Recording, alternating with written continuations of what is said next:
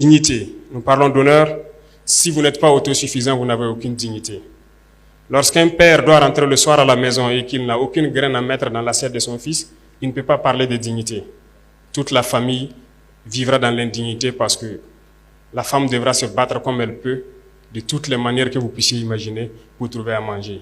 Il n'y a pas de dignité une fois qu'on ne mange pas sa faim. Il n'y a pas de dignité lorsque nous tendons la main. Et voyez-vous cette nouvelle forme donc de néocolonialisme dont on parle, qui tend donc à ramener notre jeunesse à des mendiants, à des assistés chroniques. Nous nous battons contre cela.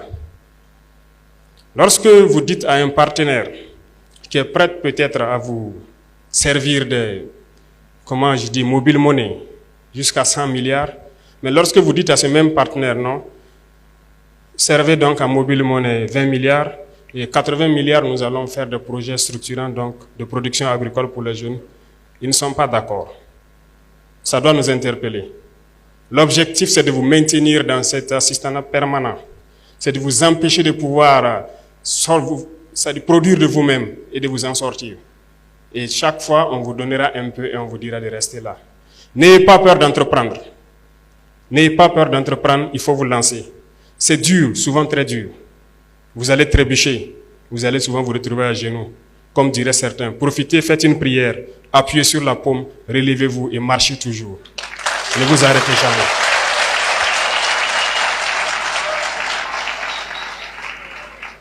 Et même ceux qui ont de l'emploi quelque part, ne vous en tenez pas seulement à votre emploi.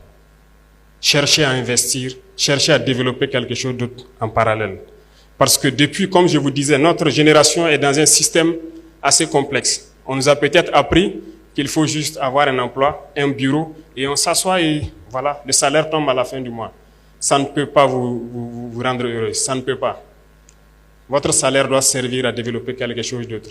Nous sommes militaires, moi je suis entrepreneur aussi depuis quelques années de cela, en tant que jeune. Parce que nous ne sommes autorisés qu'à faire que l'agriculture, l'élevage. Je pense que les dévanciers qui ont mis ça dans les textes, ils ont très bien compris. Et nous participons donc à cela. Nous avons essayé, nous avons vu que c'est dur, mais la plupart du temps, lorsqu'on persévère, on peut finir par se frotter les mains. Donc je vous encourage à ne pas vous décourager. Pour ceux qui sont en train de chercher à entreprendre, ne vous découragez jamais.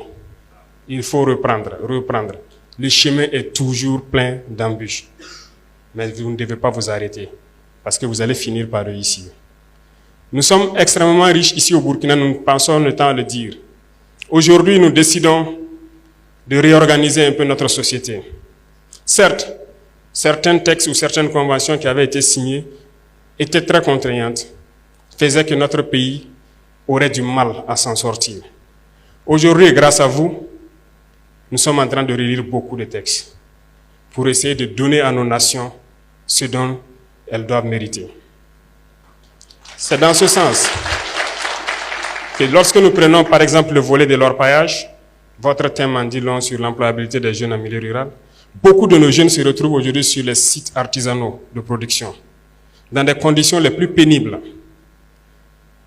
C'est peut-être ce qui s'est passé en Europe ou en Amérique dans les années 1800, lorsque les hommes rentrent eux-mêmes dans des galeries, qu'ils creusent eux-mêmes pour sortir le minerai.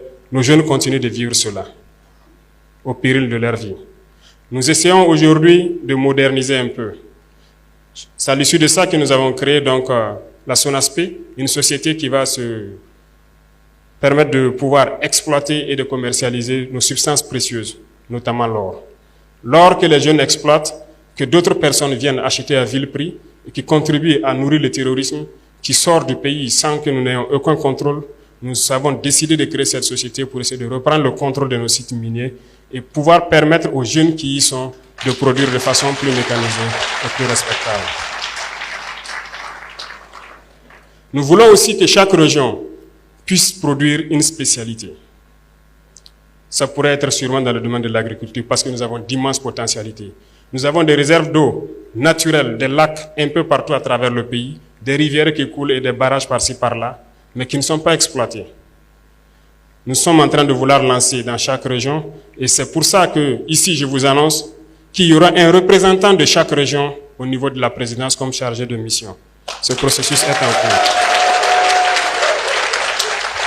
Ces gens donc devront prendre les préoccupations de la jeunesse et surtout aussi des femmes qui se battent jour et nuit pour que nous puissions agir de façon progressive là où nous devons agir. Parce que cette lutte que nous avons aujourd'hui contre le terrorisme ne se fait pas uniquement par les armes, mais également par le développement. Tant que la jeunesse n'aura pas d'emploi, elle sera toujours tentée d'aller vers là où c'est facile d'avoir de l'argent.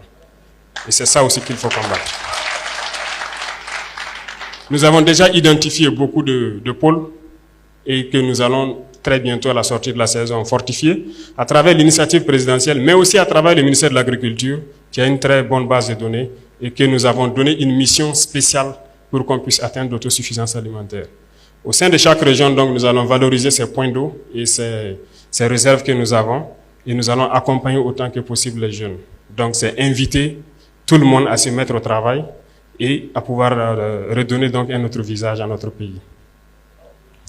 Il y a beaucoup d'autres chantiers en cours et nous ne pourrons pas tout détailler ici.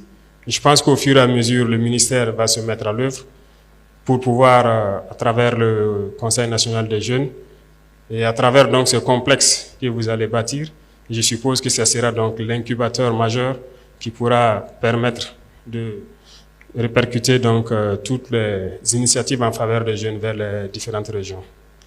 Peut-être que nous ne serons pas très longs, il y a un champ d'échange à venir, mais je souhaiterais vous dire, et j'insiste dessus, de ne pas avoir peur de risquer. L'entrepreneuriat, c'est du risque. Nous avons élagué tout ce qui est fiscalité autour. C'est un message à l'endroit de vous les jeunes. Initiez quelque chose. N'ayez pas peur de risquer. Pas de risque, pas de plaisir. Risquez, lancez-vous. On vous accompagnera autant qu'on peut. Et pour ceux qui se battent actuellement, nous essayons de faire le maximum possible pour donner tout ce dont ils ont besoin. C'est le lieu pour moi de rendre hommage donc à tous ces jeunes qui se sont engagés sans état d'âme, comme VDP, qui sont aujourd'hui sur le terrain, sous la pluie, sous la brume, dans la boue, partout où on les demande de partir, ils se battent sur le terrain pour essayer de récupérer nos terres et donner donc à ce pays ce qu'on appelle l'intégrité territoriale. Et chacun à son niveau doit donc pouvoir aussi, à défaut de prendre la Kalachnikov, prendre autre chose pour participer au développement de cette patrie. Et ça, nous ne comptons que sur vous les jeunes. Je disais tout de suite donc aux parrains et à la marraine que j'allais forcer la main à ces grands opérateurs économiques du pays, et je pense que certains sont là. Donc apprêtez-vous, on va vous forcer la main pour créer des initiatives donc pour les jeunes.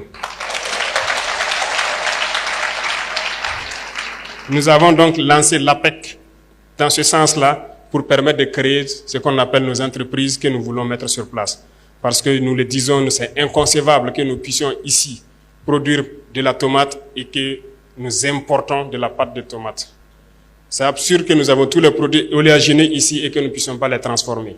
Nous avons lancé cela et je vous invite à souscrire massivement parce que nous allons créer nos entreprises ici sur place et développer. Certes, des esprits impérialistes pourront essayer de vous détourner de l'objectif, mais écoutez, visez loin, visez très loin, réfléchissez et voyez ce qu'on va faire.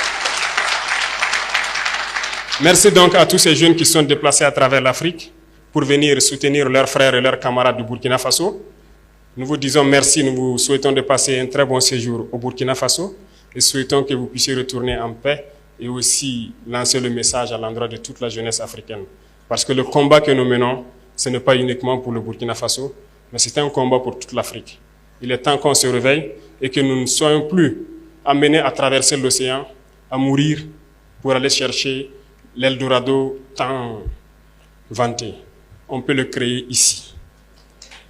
Mettez-vous au travail et je pense que c'est possible. Donc merci d'être venu nous accompagner dans ces moments donc, de partage et de réflexion. Sur ce, je voudrais vous dire donc, restez en veille parce que le combat qui a commencé sera long, dur, mais ce n'est pas impossible parce que nous croyons que bientôt nous allons y arriver. Merci beaucoup à vous. La patrie ou la mort. Merci camarades.